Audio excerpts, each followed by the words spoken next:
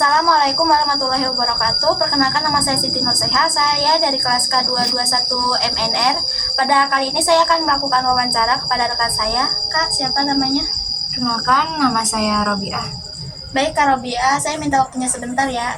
Hari ini saya akan melakukan wawancara dengan tema pemimpin yang Islam di dalam sebuah negara. Kak, saya ingin nanya nih, menurut kakak, apa sih prinsip-prinsip utama yang harus dimiliki oleh seorang pemimpin Islam dalam memimpin sebuah negara? Poin utama yang harus dimiliki oleh seorang pemimpin adalah sikap adil. Menurut saya itu penting banget sih Kak, karena baik kita mau memimpin organisasi atau apapun, terutama ini memimpin sebuah negara kan, jadi harus punya nilai-nilai keadilan, itu yang pertama. Poin yang kedua menurut saya tanggung jawab dan amanah. Islam kan dikenal sangat tanggung jawab dan amanah, jadi itu ya mungkin termasuk poin yang menurut saya penting juga. Terus kebijakan keberlandasan nilai-nilai Islam. Sudah jelas dia pemimpin dengan prinsip-prinsip Islam kan. Jadi menurut saya harus ada nilai-nilai yang memang keputusan yang diambil berlandaskan dengan nilai-nilai Islam tersebut.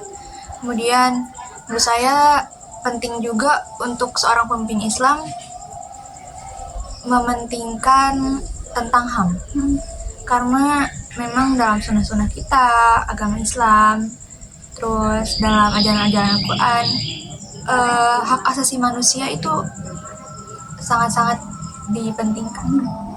Lalu kesejahteraan umat, menurut saya sih, karena sebagai seorang pemimpin, terutama waktu zamannya Khalifah setelah Nabi Muhammad, ataupun memang pas zaman kenabian juga, kesejahteraan umat itu sangat dinomorsatukan gitu Kak. Lalu keterbukaan dan toleransi itu sangat-sangat, menurut saya sangat-sangat penting. Zaman dulu, waktu zaman pemerintahan Islam di zaman kekhalifahan, mereka juga sangat menjunjung sekali toleransi dengan antar umat-umat yang memang belum bisa membuka diri untuk Islam. Dan korupsi dan penyalahgunaan kekuasaan, menurut saya itu yang paling harus dihindarkan aja sih ya. Baik Kak, terima kasih untuk jawaban pertanyaan pertama tadi. Pertanyaan selanjutnya, gimana sih pemimpin Islam itu bisa memadukan prinsip-prinsip agama Islam dengan tuntutan-tuntutan zaman modern dalam menjalankan pemerintahan? Menurut saya selain pemimpin itu emang harus kreatif ya Kak, jadi kita harus memanfaatkan teknologi dan inovasi yang ada buat zaman sekarang. Itu harus dimanfaatkan sebaik mungkin untuk kemaslahatan masyarakat. Dan di sistem pendidikan dan pemahaman masyarakat, jadi sebisa mungkin yang disejahterakan itu harus dari sistem pendidikannya juga, karena itu bisa berpengaruh juga buat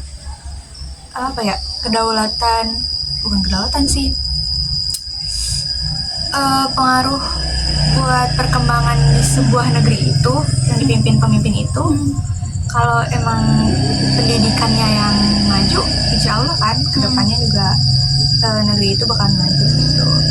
Terus menurut saya toleransi dan dialog antar agama itu penting.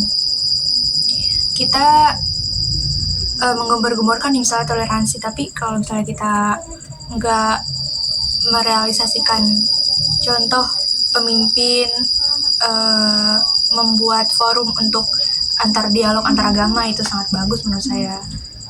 Terus keseimbangan antara kemajuan dan etika, jadi sebisa mungkin kita menanamkan etika-etika yang bagus untuk warganya, terlebih untuk para pemimpinnya itu kita harus mencontohkan yang baik agar memang masyarakatnya juga bisa melihat pemimpin yang baik dalam Islam seperti apa. Terima kasih Kak untuk jawaban tadi. Selanjutnya adalah bagaimana seorang pemimpin Islam dapat menyeimbangkan kepentingan umat dan kebutuhan negara secara keseluruhan. Baik, menurut saya keadilan dalam mengambil kebijakan tersebut sih Kak. Misal seorang pemimpin itu kan memang harus adil, tapi memang dalam prinsip Islam itu keadilan emang ditanamkan dalam sifat pemimpin, Kak. Sangat-sangat dianjurkan. Jadi kita tidak boleh timpang tindih dalam mengambil keputusan, itu sangat dipertimbangkan. Terus selanjutnya penyelesaian konflik secara damai. Menurut saya Islam kan sangat mengedepankan cinta damai, sangat menghindari yang namanya perang-perang. Jadi menurut saya musyawarah dan mengedepankan nilai-nilai damai yang sangat penting. Selanjutnya mengedepankan nilai-nilai agama, karena itu kan basicnya pemimpin Islam. Ya sudah pastilah kita harus mengedepankan nilai-nilai agama, terutama mempraktekkan yang ada dalam Al-Quran dan sunnah-sunnah yang memang aturan yang sudah diterapkan pada zaman kekhalifahan dan zaman Nabi Daud. Baik Kak, terima kasih untuk jawabannya tadi. Pertanyaan selanjutnya adalah apa peran etika dan moralitas dalam kepemimpinan Islami? Terus bagaimana hal itu bisa tercermin dalam kebijakan dan tindakan pemimpin? Menurut saya nilai kejujuran, Kak. Kejujuran, terus sikap adil dari seorang pemimpin, terus melindungi hak asasi manusianya, tanggung jawab yang memang harus sangat-sangat ditekankan, apalagi untuk pemimpin Islam yang mungkin kita sudah tahu bakal dipertanggungjawabkan nanti di yaumul hisab. Dan etika dalam komunikasi itu sangat perlu. Lalu penghindaran dari korupsi dan penyalahgunaan kekuasaan. Saya itu sih, Kak. Terima kasih Kak untuk jawaban atas pertanyaan-pertanyaan tadi. Terima kasih juga Kak karena sudah membantu tugas saya dalam membuat video wawancara. Sekian video wawancara dari saya. Saya ucapkan terima kasih dan maaf bila ada salah-salah kata. Wassalamualaikum warahmatullahi wabarakatuh.